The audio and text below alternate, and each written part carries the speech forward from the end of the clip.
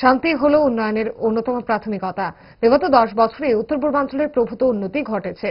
এর মধ্যে সবচেয়ে বড় প্রাপ্তি হলো শান্তি স্থাপন। অতীতে উত্তর পূর্বে অশান্তির পরিবেশ বিরাজ করে থাকতো সবসময়, বললেন চেয়ারম্যান অমিত শাহ। চলুন শুনি তিনি ঠিক কি বলেছিলেন।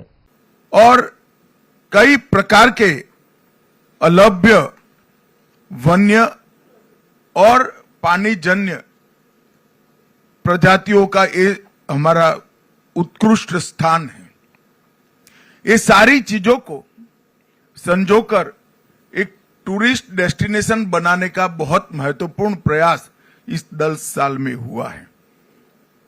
परंतु सबसे बड़ा काम हुआ है तो नॉर्थ ईस्ट के अंदर शांति प्रस्तापित करने का काम ये 10 साल के अंदर हुआ है। ভালোবাসা বদলায়নি আর বদলায়নি তারা